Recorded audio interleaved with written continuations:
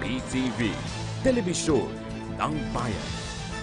Nagpasiklab at nagpasikat naman ang mga babaeng bumbero sa ginanap na Second Female Fire Olympics sa Quirino Grandstand sa lungsod ng Maynila kahapon. Sumentro ang aktibidad bilang alay sa pagdiriwang ng buwan ng mga kababaihan at ang Fire Prevention Month.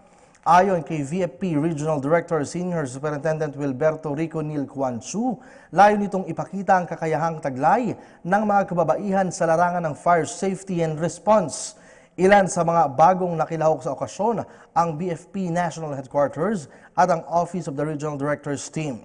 Samantala, nagsilbi naman bilang panauhing pangdangal si Director Noreen Boots Gocon Garagasin na kilala ring gender equality advocate.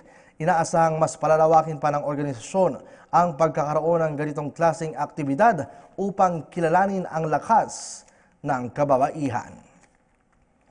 Para maging updated sa mga balita, maaari nyo kaming sundan sa aming social media account www.ptbnews.ph at sa aming Twitter na @ptbph. At yan ang mga nakalap na balita hanggang sa oras na ito.